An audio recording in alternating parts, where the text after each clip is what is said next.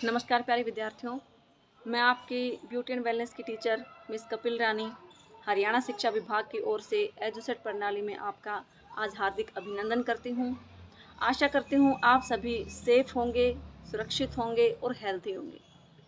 और दूसरी बात, मैं आप सभी से माफ़ी चाहूँगी कि जो है वीडियो लेट अपलोड हो रही है, क्योंकि इसका कारण भी मैं आपके साथ शेयर करना चाहूँगी कि शेड्यूल थोड़ा-सा बिज़ी था। इस वजह से जो है बिल्कुल भी टाइम नहीं मिल पा रहा था। तो आज हम जो है बोर्ड के ऊपर ना समझाते हुए हम फ़ेस टू फ़ेस लेसन को कवर करेंगे। तो आज का लेसन हमारा है जो आज का लेसन है वो 9th और 11th दोनों का फर्स्ट यूनिट का 4th लेसन सेम है, क्योंकि फर्स्ट यूनिट 9th और 11th की दोनों की सेम यूनिट है। तो सभी लेसन 9th और 11th के फर्स्ट यूनिट के सेम ही हैं। तो ये हमारा फर्स्ट यूनिट का 4th लेसन है, जिसका नाम है जो है health and safety in the work area. ठीक है, तो ये हमारा 9th के स्टूडेंट्स भी सेम ही करेंगे और जो +1 के स्टूडेंट हैं वो भी सेम ही करेंगे।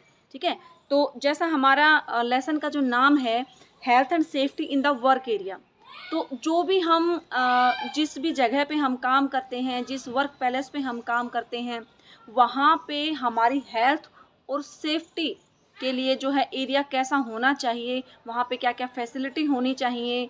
ठीक है, जैसे कि बाय चांस हमारे जो आग लगने के भी कारण हो सकते हैं, कोई चोट लगने के भी कारण हो सकते हैं, तो बहुत सारी ऐसी इंजरी हो सकती हैं या दुर्घटनाएं हो सकती हैं या रिस्क होते हैं हमारे कार्यस्थल में या वर्किंग एरिया में, जिनसे हमें सामना करना ही पड़ता है, क्योंकि ये ऐसी कंडीशन होती हैं, ऐसे रिस्क होते हैं जो कभी भी किसी भी टाइम हमारे वर्क एरिया में हमें आ सकते हैं।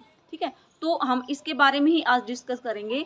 और जो भी एक सैलून मैनेजर होता है या एक ब्यूटी थेरेपिस्ट होती है, उसको सभी स्थितियों से निपटने के लिए उसको हमेशा रेडी होना चाहिए, क्योंकि सैलून के अंदर बहुत सारे जो इक्विपमेंट्स हैं, जो टूल्स हैं, वो हमारे इलेक्ट्रिसिटी से चलने वाले होते हैं, तो उनके अंदर काफ़ी रिस्क होता है। केमिकल की काफ़ी चीज़ें यूज़ होती हैं, तो उसमें भी काफ़ी रिस्क होता है हमारी हेल्थ और सेफ्टी को लेके।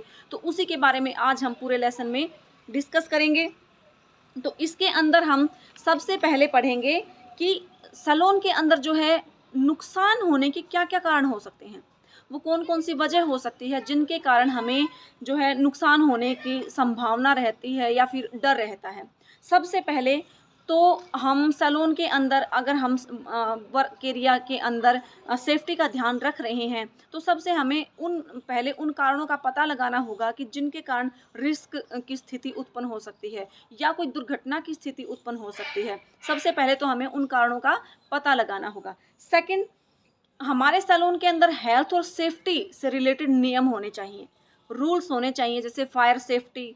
ठीक है, और जो है और भी बहुत सारी चीज़ें होती हैं, तो उन सभी से रिलेटेड हमें सारे रूल्स रेगुलेशन का जो है हमें नियमों का पालन करना चाहिए। इसके लिए हमें पता होना चाहिए कि ये रूल्स हैं और एप्लीकेबल हमारे सैलून के अंदर हमें करने चाहिए।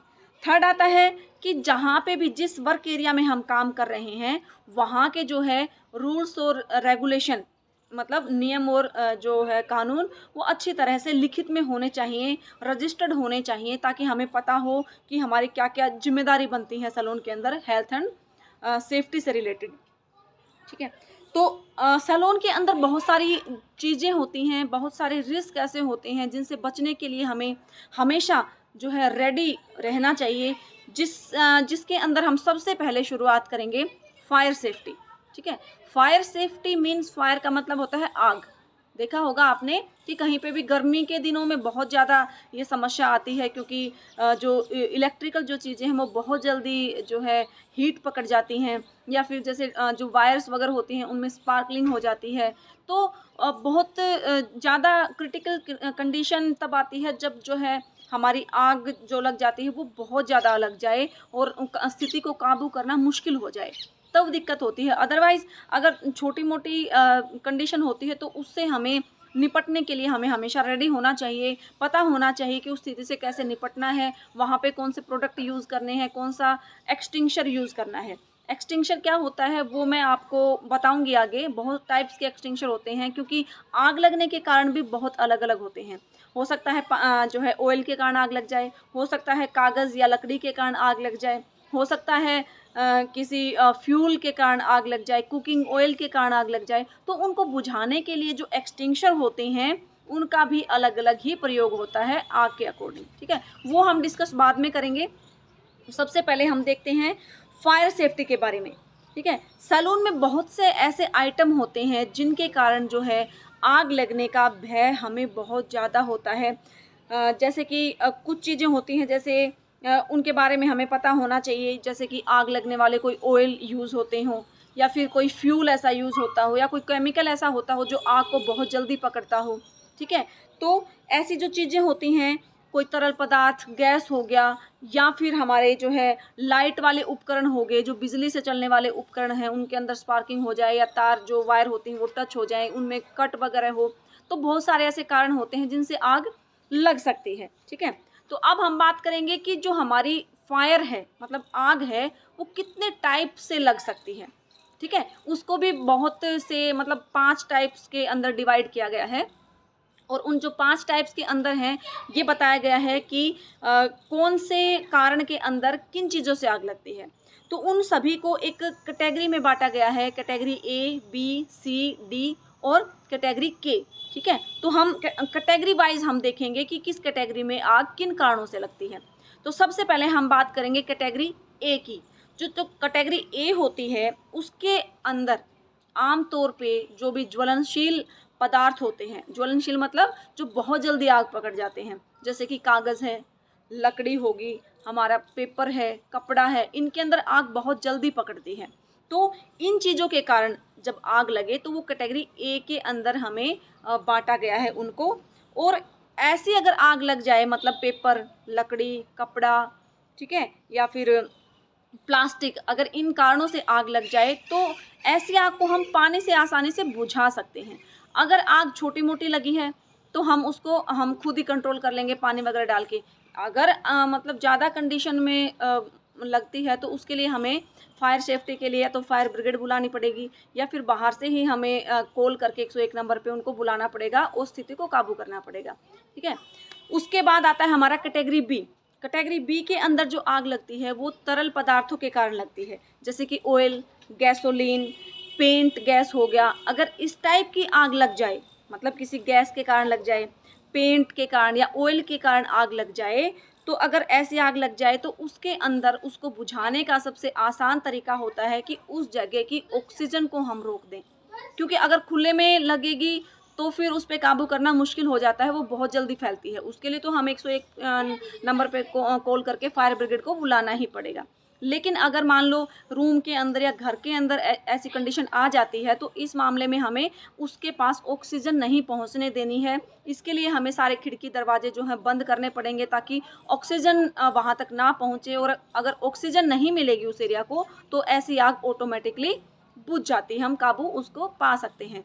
तो अगर ऐसी सिचुएशन आ जाए तो हमें बहुत ही सूझबूझ से और बहुत ही जो है काम होके हमें डिसीजन लेना पड़ेगा, क्योंकि जल्दबाजी के अंदर हम हड़बड़ा जाते हैं कई बार, और जो है नुकसान ज़्यादा हो जाता है। अब आता है क्लास सी।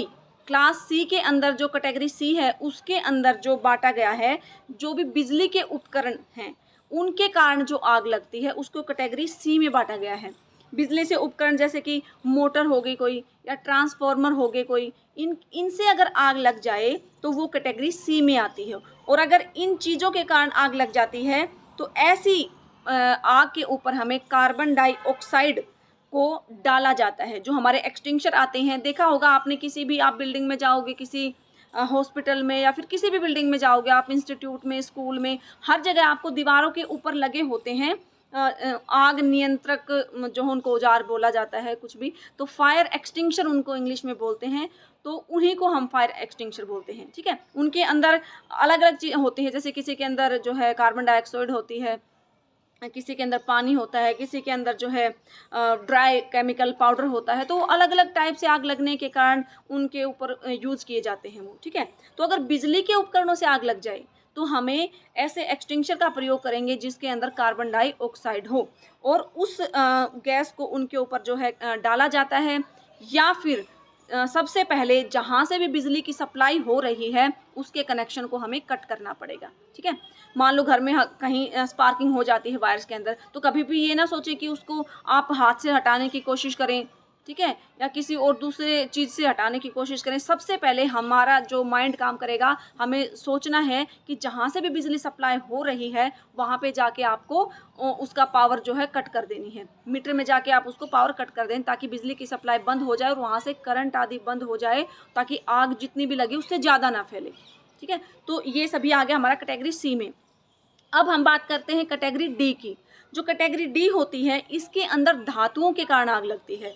धातु मीन्स पोटेशियम हो गया, मैग्नीशियम हो गया, एल्यूमिनियम हो गया, ठीक है, मैग्नीशियम हो गया, तो ये सारी धातुएं होती हैं। अगर इनके कारण आग लग जाए तो ऐसे में पानी का प्रयोग भूल के भी ना करें, ठीक है, क्योंकि पानी का प्रयोग करेंगे तो आग ज़्यादा भड़क जाती है अगर धातुओं के कारण आग लग जाए तो ऐसी कंडीशन में हम जो ड्राई पाउडर एक्सटिंग्विशर होता है उसका यूज़ करते हैं आग को बुझाने के लिए, ठीक है। तो इसी वजह से बोला गया है कि जो भी हमारा वर्किंग एरिया होता है उसके अंदर सभी रूल्स रेगुलेशन इसीलिए बोले गए हैं ताकि हर एक स्थिति से निपटने के लिए वो सभी चीज़ें वहाँ पे मौजूद हों। अगर ऐसी कंडीशन आ जाती है तो हम उसका जो है समाधान कर सकें अपनी सूझबूझ से।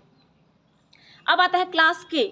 जो क्लास के कैटेगरी होती है वो ज़्यादातर जो रसोई में कुकिंग ऑयल जो होता है उनसे लगती है। एनिमल फैट हो गया, ग्रीस होगी, कुकिंग ऑयल हो गया, उनके कारण ज़्यादातर ये आग लगती है। तो ऐसी कंडीशन अगर आए तो हमें वेट केमिकल एक्सटिंग्विशर का यूज़ आग को बुझाने के लिए करना चाहिए।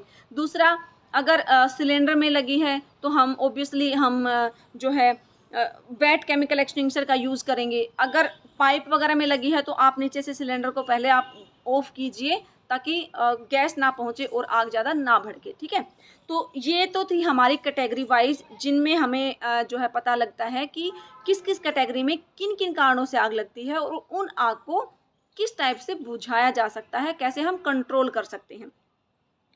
अब आता है टाइप्स ऑफ एक्सटिंग्विशर। इसका टॉपिक हम कभी स्पेशल अलग से करेंगे क्योंकि सिर्फ इसमें ये बताएंगे हम कि कौन कौन से एक्सटिंग्विशर होते हैं और किस एक्सटिंग्विशर का यूज़ कौन सी आग को बुझाने के लिए करते हैं। ये टॉपिक हम कभी और करेंगे। अभी हम आगे पढ़ते हैं कि अगर आग लग जाए मान लो, तो हम सबसे पहले एक्शन क्या लेंगे, है ना, हम कैसे काम करेंगे, हम कैसे एक्शन लेंगे, कैसे हम जो है डिसीजन लेंगे अगर आग लग जाती है तो सबसे पहले हम बात करेंगे कि अगर आग लग भी जाती है वर्किंग एरिया में तो हमें काम रहना है।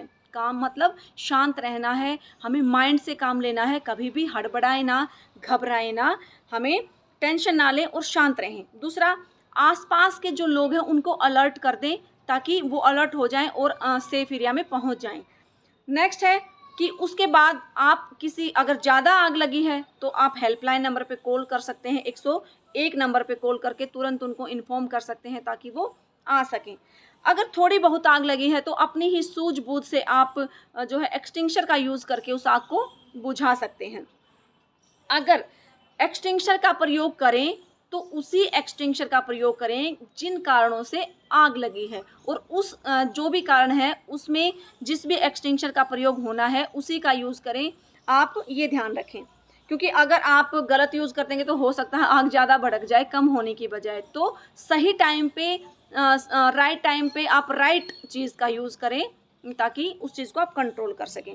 अगर कोई वर्किंग एरिया के अंदर मान लो फंस गया है, कोई सब बाहर आ गए, कोई अंदर इंसान रह गया तो उसको तुरंत इन्फॉर्म कर दें ताकि जो है वो फटाफट से बाहर आ सके और बाहर से जो भी इंसान जा रहे हैं उनको अंदर जाने से रोकें, ठीक है, जब तक हमारी फायर ब्रिगेड वाले या फायर जो सर्विसमैन होते हैं वो ना आ जाएं, ठीक है। ये तो बात होगी अगर आग लग जाए।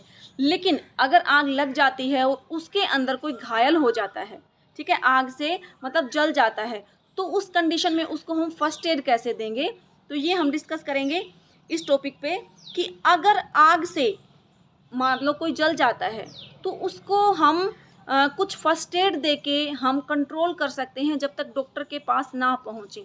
फर्स्ट एड क्या होता है, डॉक्टर के आने से पहले जो हम उसकी केयर करते हैं, जो उसको ट्रीटमेंट देते हैं पेशेंट को, वो फर्स्ट एड कहलाती है, ठीक है।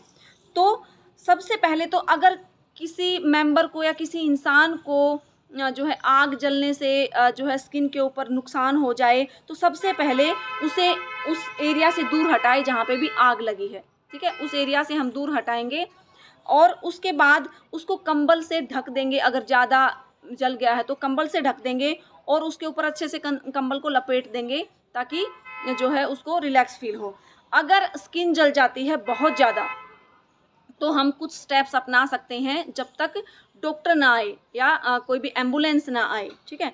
सबसे पहले तो जो जला हुआ एरिया है उसको हम बहते हुए पानी के नीचे, ठीक है, जो रनिंग वाटर होता है उसके अंदर उस एरिया को रखेंगे 15 से 20 मिनट तक, ताकि वो रिलैक्स हो सके और जो स्किन है उसके अंदर जो है छाले ना पड़े, वो स्किन वहीं पे चिपक जाए। अगर बहता हुआ पानी आपको नहीं मिलता तो कोई भी गीला कपड़ा करके उस एरिया को आप ढक सकते हैं, जले हुए भाग को। ध्यान रखें कि जले हुए भाग पर कभी भी बर्फ़ या कोई क्रीम या कोई बटर आदि कभी बिल्कुल भी ना लगाएं, इससे रिएक्शन हो सकता है।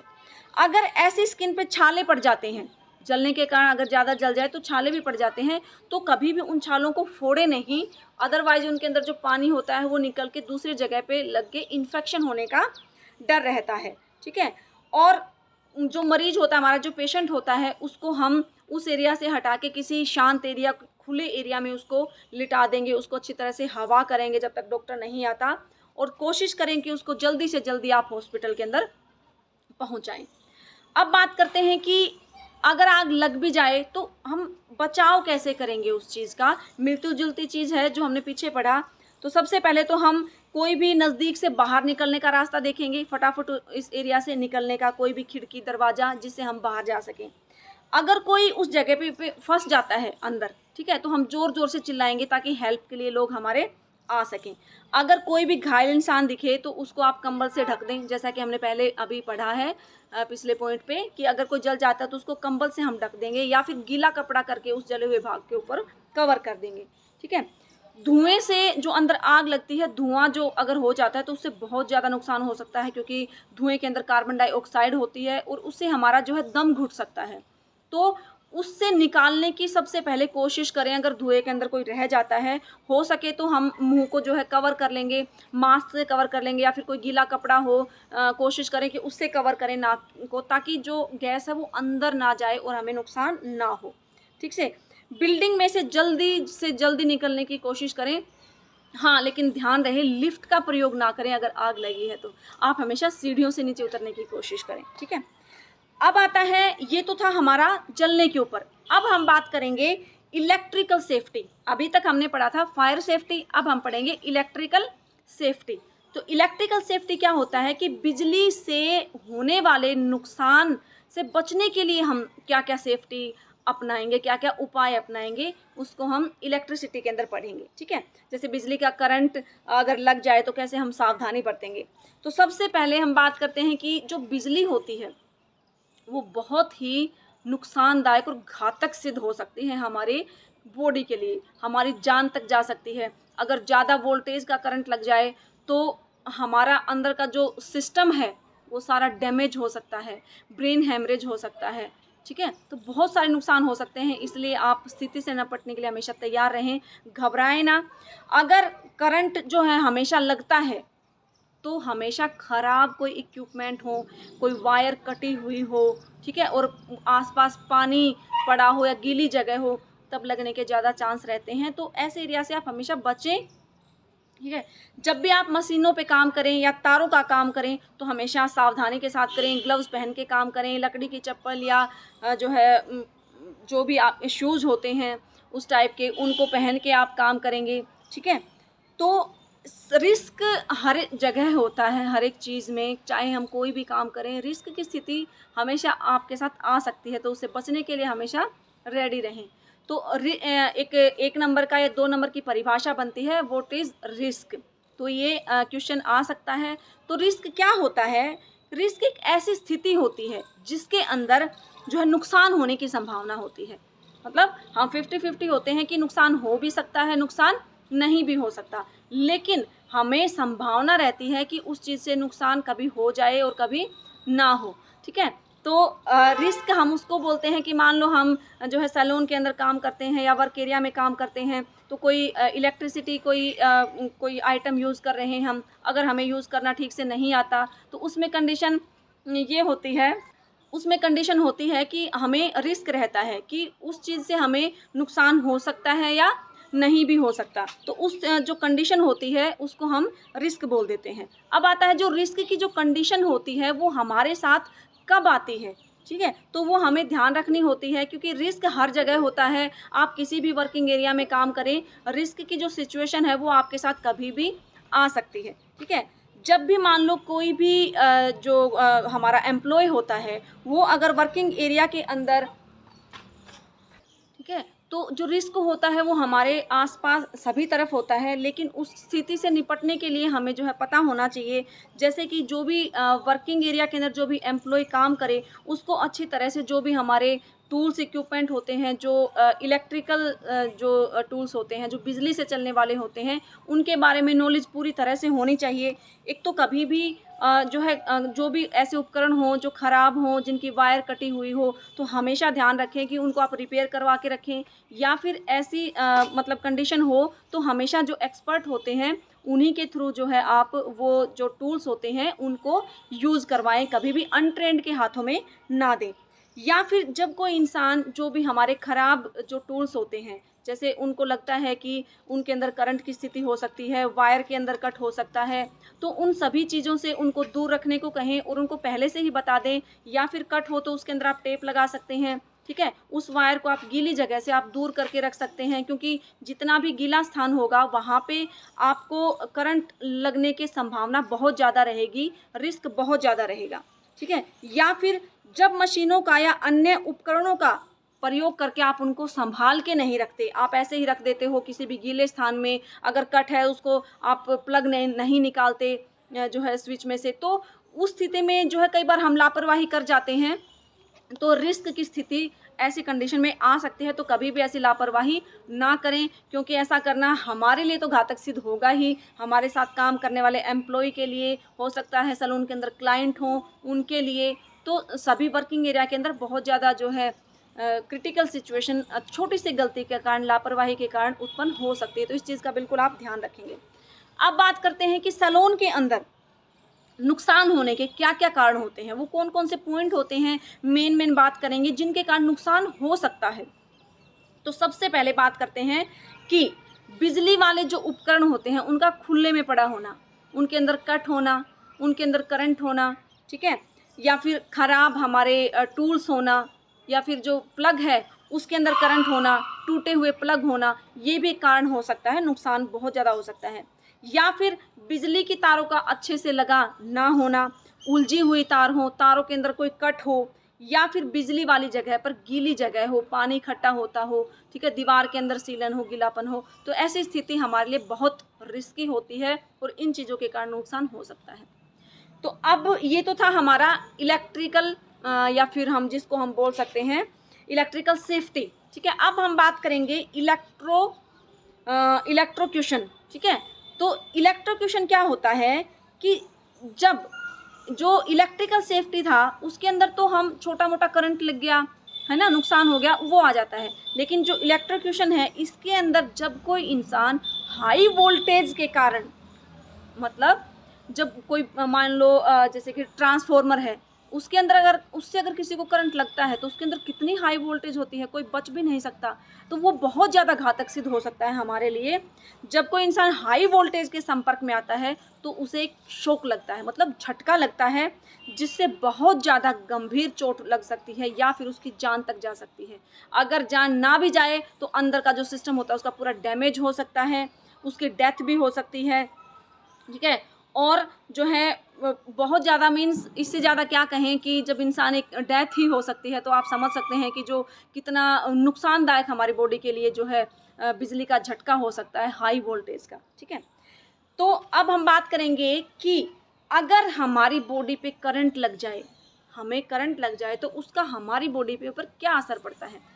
तो करंट लगने से इंसान की मौत भी हो सकती है, इंसान पैरालाइज भी हो सकता है, इंसान के हाथ पैर कहीं भी डैमेज हो सकते हैं, ठीक है? या फिर जल सकता है, और जो अगर करंट हाई वोल्टेज का लग जाए तो समस्या ज़्यादा बढ़ जाती है। ठीक है, अगर 500 वोल्टेज तक करंट लगता है तो यह शरीर के अंदरूनी भागों को जला देता है। मतलब अगर 500 वोल्टेज का करंट किसी को लग जाए तो इतना खतरनाक होता है कि अंदर का सारा सिस्टम ये जला के राख कर सकता है।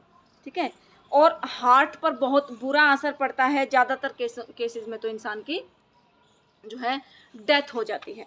तो करंट लगने से हमारे जो माइंड होता है उसके ऊपर बहुत बुरा असर पड़ता है। हमारा जो नर्वस सिस्टम है वो बिल्कुल डैमेज हो जाता है।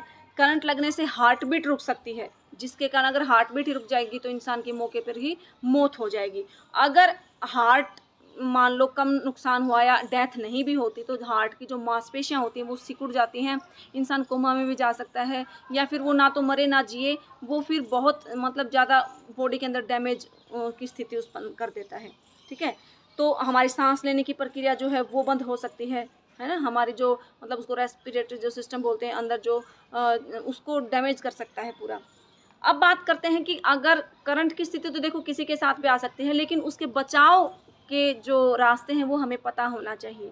तो करंट से बचने के कुछ टिप्स हम शेयर करेंगे आपसे। आपको ध्यान रखना है कि जब भी किसी बिजली के आइटम का आप यूज़ करें, ठीक है, तो उसको यूज़ करते ही जब आपका यूज़ करना बंद हो जाए तो उसे प्लग से निकाल के ही रखें। ये ना हो कि आपने प्लग के अंदर लगा छोड़ दिया और आप अपना काम करने लग गए, काम होने के बाद उसको प्लग से निकाल दे काम होते ही। बिजली की तारों में अगर कोई कट हो तो उसको तुरंत रिपेयर करवाएं, ठीक करवाएं। अगर तारें उलझी हुई हैं तो सुलझा के अच्छी तरह से मैनेज करके रखें। बिजली के उपकरणों को पानी से बचा के रखें खासकर, क्योंकि करंट बहुत जल्दी पकड़ता है। किसी भी उपकरण को गीले हाथ से टच ना करें या फिर किसी भी बिजली के उपकरण को खुद से ठीक करने की कोशिश ना करें। छोटा मोटा काम हो तो हम कर सकते हैं, लेकिन खुद ही आप जो है मिस्त्री बनने की कोशिश ना करें, अदरवाइज नुकसान ज़्यादा हो सकता है। अब बात करते हैं कि अगर किसी को करंट लग जाए तो उसका बचाव हम कैसे करेंगे, क्या क्या टेक्निक्स अपनाएंगे। ठीक है, तो अगर किसी इंसान को करंट लग भी जाता है तो कभी भी उसको अपने नंगे हाथों से ना छुएं आप डायरेक्ट। उसको पहले तो आप बिजली की करंट का जहाँ से भी लगा है उसकी सप्लाई को आप कट कीजिए। ठीक है, उसके बाद सूखे हाथों का प्रयोग करें, कभी भी गीले हाथ ना हो। उसके बाद आपको किसी सुरक्षित जगह पे उसको ले जाना होगा। जब भी करंट लगे किसी को तुरंत, बता दिया मैंने, पावर सप्लाई को हम कट कर दें। ठीक है, तुरंत इमरजेंसी जो हेल्पलाइन नंबर है उनके ऊपर आप कॉल कर देंगे। अगर करंट के कारण कहीं चोट लग जाती है तो चेक करेंगे कि जैसे ब्लीडिंग तो नहीं है, बम्स तो नहीं है या फ्रैक्चर तो नहीं हो गया हमारे रोगी को ब्लैंकेट से कवर कर देंगे। ठीक है, अगर ज़्यादा जल गया है या घाव हो गया है तो उसको ब्लैंकेट से कवर ना करें अगर बहुत ज़्यादा जल गया है, क्योंकि स्किन चिपकने का डर रहता है। और हमेशा मेन जो हमारा पॉइंट होता है, ऐसी सिचुएशन में शांत रहें, काम रहें, धैर्य से काम लें, हड़बड़ाएं ना। ठीक है, क्योंकि ऐसे सिचुएशन में हमें हिम्मत की बहुत ज़्यादा ज़रूरत होती है। अब आता है केमिकल सेफ्टी। अभी तक हमने बात की थी फायर सेफ्टी की, इलेक्ट्रिकल सेफ्टी की, अब बात हम करते हैं केमिकल सेफ्टी। केमिकल सेफ्टी क्योंकि हमारे जो सैलून के अंदर बहुत सारे केमिकल्स यूज़ ऐसे होते हैं जिनके कारण भी नुकसान हो सकता है। क्योंकि ब्यूटी एंड वेलनेस के क्षेत्र में बहुत सारे ऐसे प्रोडक्ट होते हैं जिनमें केमिकल होता है, जिनसे हमारे स्वास्थ्य पर बहुत बुरा असर पड़ सकता है। ठीक है, लेकिन हम इसको यूज़ किए बिना भी नहीं रह सकते, क्योंकि सैलून का काम है, क्लाइंट के ऊपर हमें ट्रीटमेंट देना पड़ेगा। अगर केमिकल कोई ट्रीटमेंट है तो हम यूज़ किए बिना भी नहीं रह सकते, लेकिन उसके अंदर भी रिस्क होता है, तो अच्छी तरह से उसको यूज़ करना हमें आना चाहिए। और अगर उस रिएक्शन के कारण, केमिकल रिएक्शन के कारण कोई स्थिति रिस्क की उत्पन्न हो भी जाती है तो उसको निपटना हमें उससे अच्छी तरह से आना चाहिए। ठीक है, तो अब हम बात करते हैं हार्मफुल केमिकल कौन कौन से होते हैं। यहाँ पर कुछ केमिकल के बारे में हम आपको बताएंगे, कोई कौन कौन से केमिकल ऐसे होते हैं जिनसे नुकसान हो सकता है, जो हमारी बॉडी के लिए बहुत घातक सिद्ध हो सकते हैं। तो कुछ नाम मैं आपको बताऊंगी, जैसे कि हमारा होता है एक मेथिलीन ग्लाइकोल, हमारा केमिकल होता है जिसके कारण जो है सांस लेने में दिक्कत आ सकती है, गले में दिक्कत आ सकती है। एक हमारा टोल्यून हो सकता है, एक टोल्यून नाम है केमिकल का, इसके कारण सिर दर्द हो सकता है, आंखों में जलन हो सकती है, स्किन पर जलन हो सकती है इस केमिकल के कारण। ठीक है, मिथाइल मैथोक्राइलेट्स होता है एक, इसके कारण सांस लेने में प्रॉब्लम आ सकती है हमें, सिर दर्द, नोज और गले के अंदर दर्द हो सकता है।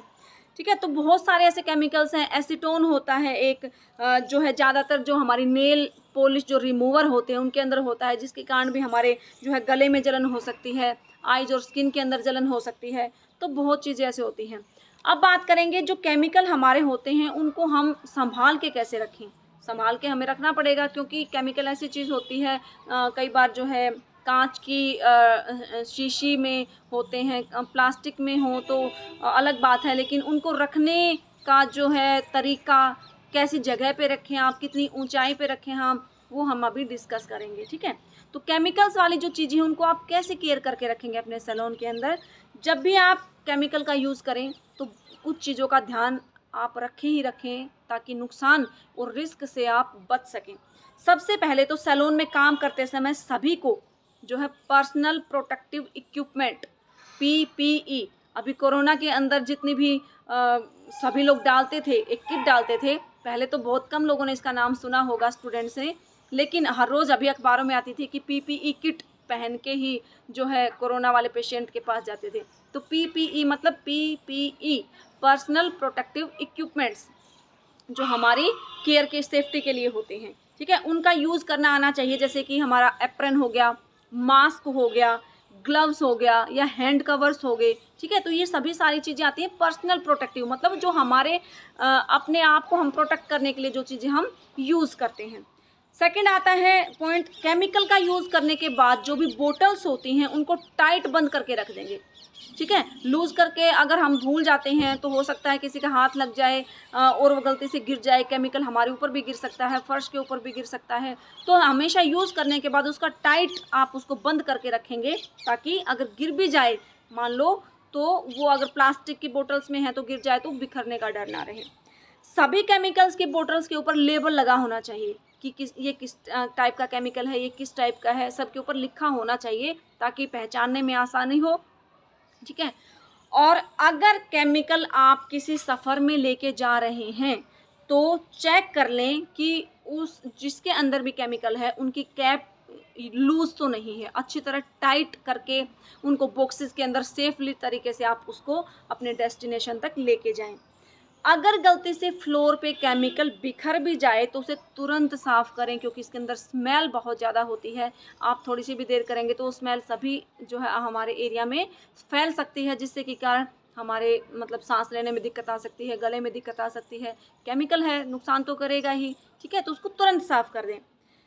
केमिकल को, बोतल को, जो भी केमिकल की बोतल है उसको कभी भी हाथ में लेके ना चलें, या तो किसी पॉली बैग में रखें या किसी कार्टून के अंदर रखें। ठीक है। कपड़े का पॉली बैग रखें, हाथ में लेके ना चलें, हो सकता है गलती से वो छूट जाए। ठीक है। और जो है कांच की बोतल है तो टूट जाए, हमारे बॉडी के ऊपर जो है गिर सकता है, तो नुकसान हो सकता है। ये तो थे कुछ पॉइंट जिनके बारे में हमने डिस्कस किया कि जो केमिकल वाली चीज़ें उनको हम संभाल के कैसे रखेंगे। अब हम बात करते हैं कि जो केमिकल जो रखते हैं, केमिकल स्टोरेज, मतलब उसको रखने की जगह कैसी होनी चाहिए। केमिकल को हमेशा संभाल कर उस सुरक्षित जगह पे ही रखें, कभी भी उसको ज़्यादा ऊंचाई पे ना रखें, क्योंकि जितनी भी ऊंचाई पे रखेंगे आपको उतारना पड़ेगा और उसके गिरने के चांस ज़्यादा रहेंगे। हमेशा जो केमिकल रखने की जगह होती है वो थोड़ा सा नीचे हो, मतलब आप फर्श पे भी ना रखें, तो फर्श से थोड़ा सा जो आपकी अलमीरा है या रखने की जगह है वो ज़्यादा ऊंची ना हो। ठीक है। लिक्विड केमिकल ज़्यादा नुकसानदायक होते हैं, क्योंकि गिरते ही वो आपकी बॉडी से टच हो सकते हैं, और कई बार तो इतने घातक, इतने खतरनाक केमिकल होते हैं कि फर्श तक जल जाता है उन चीज़ों से, है ना। तो सोचो बॉडी के ऊपर टच होगा तो कितना नुकसान करेगा। और मतलब जो है ना, ऐसी जो चीज़ें होती हैं केमिकल वाली, इनके अगर नुकसान से बचना है तो हमें कुछ चीज़ें ध्यान में रखनी पड़ेंगी, जैसे कि नुकसान से बचने के लिए जो है केमिकल को रखने की अलग से जगह बनाएं, या फिर जो हमारी ज़मीन है उससे 1.5 मीटर ऊपर से ज़्यादा ऊंचाई पे उनको ना रखें। ठीक है। अगर मान लो 1.5 मीटर थोड़ा सा ही होता है, अगर बाई चांस गिर भी जाए तो टूटने का, फूटने का, बिखरने का डर ना रहे। ठीक है। आग पकड़ने वाले केमिकल्स को सुरक्षित जगह पे रख दें। ध्यान रहे कि केमिकल को धूप या फिर हीट के नज़दीक कभी भी ना रखें। ठीक है। प्रत्येक जो भी हमारा केमिकल होता है जो उसके ऊपर लेबल लगा होना चाहिए, जैसे पहले भी मैंने बताया था कि हर एक बोतल्स के ऊपर लेबल लगा होना चाहिए, उसका नाम अच्छे से लिखा होना चाहिए। ठीक।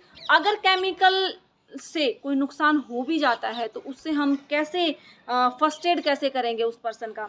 सबसे पहले तो अगर ज़्यादा कंडीशन ख़राब है तो हम हेल्पलाइन नंबरों पे कॉल कर देंगे पहले, ठीक है। उसके बाद केमिकल के कारण अगर स्किन पे कोई चोट लगी हो तो उस पर कुछ भी ना लगाएं हम अपनी मर्ज़ी से, क्योंकि रिएक्शन हो सकता है, ठीक है। डॉक्टर के आने से पहले हम अपनी तरफ से कुछ नहीं लगाएंगे। जले हुए भाग को टच ना करें और किसी भी प्रकार की उसके ऊपर क्रीम या कुछ भी जेल यूज़ ना करें अपनी तरफ से। डॉक्टर के आने का वेट करेंगे। जब तक डॉक्टर के पास जाएं तब तक आप किसी को भी हेल्प के लिए बुला सकते हैं जिसको फर्स्ट एड आता हो, ठीक है। तो और जिस केमिकल के कारण चोट लगी है उसका नाम आप नोट करके रखें ताकि आप डॉक्टर को बता सकें कि इस केमिकल के कारण जो है नुकसान हुआ है, ठीक है। तो ये तो थी सारी बातें आज हमने पढ़ी कि जो भी केमिकल सेफ्टी कैसे करेंगे, फायर सेफ्टी के नियम क्या होते हैं, ठीक है, इलेक्ट्रिकल सेफ्टी क्या होती है, इलेक्ट्रिक्यूशन क्या होता है, करंट लगना क्या होता है, उनसे बचाव कैसे कर सकते हैं, अगर जल जाए तो कैसे फर्स्ट एड दे सकते हैं, केमिकल के कारण कोई रिएक्शन हो जाए तो उसमें हम फर्स्ट एड कैसे दे सकते हैं। तो आशा करती हूँ ये जो टॉपिक है ये हमारा बहुत इंटरेस्टिंग था, क्योंकि हमारी डेली लाइफ में भी जो है हमें ध्यान रखने की ज़रूरत होती है इन चीज़ों के बारे में। ज़रूरी नहीं है कि हम किसी वर्किंग एरिया पे ही ये चीज़ें काम आएंगी, हमारे घर के लिए भी ये सभी जो है बातें हमारे लिए फ़ायदेमंद हो सकती हैं जानना। तो आशा करती हूँ आप सभी स्टूडेंट को ये टॉपिक अच्छे से समझ आया होगा, ठीक है, और इसको अच्छे से रिवाइज़ करें, आप अच्छे से इसको पढ़ें और आपको याद मतलब पूरा विश्वास है कि आपको अच्छी तरह से हो जाएगा। और ये चीज़ें आप जो है घर पे भी आप बताएं, ऐसा नहीं है, ये ऐसी नॉलेज है आप घर में जितने लोगों से ज़्यादा शेयर करोगे उनकी भी नॉलेज बढ़ेगी, उनको भी पता लगेगा, ठीक है। तो ये सभी चीज़ें आप अपने डेली रूटीन में आसपास के लोगों में भी जागरूकता फैलाने के लिए आप ये चीज़ें बता सकते हैं। तो इसी के साथ आज का टॉपिक हम ख़त्म करते हैं, मिलते हैं नेक्स्ट टॉपिक की तरफ, मतलब 10th का हम कवर करेंगे। ये तो हमारा 9th का था। हाँ, ये ध्यान रखिए कि जो आज का हमने टॉपिक किया है वो फर्स्ट यूनिट का 4th लेसन है 11th क्लास का, लेकिन यही सेम जो है 9th क्लास का भी हमारा फर्स्ट यूनिट का 4th लेसन है, क्योंकि जो फर्स्ट यूनिट है वो 9th और 11th के सेम है। तो जितने भी टॉपिक मैं 11th के सेंड करूँगी फर्स्ट यूनिट के 4 लेसन वो सेम हमारे 9th के भी होंगे, ठीक है। तो इसी के साथ मैं जो है अपनी वाणी को विराम देती हूँ और आशा करती हूँ आप सभी सेफ़ रहें, अपने घर पे सुरक्षित रहें, मास्क का प्रयोग करें बाहर जाने से पहले, ठीक है, सैनिटाइज़र का प्रयोग करें, हल्के में ना लें क्योंकि अभी स्थिति जो है काबू है, तो इस स्थिति को ज़्यादा ना बिगड़े इसके लिए हमें पहले से ही अलर्ट रहना होगा।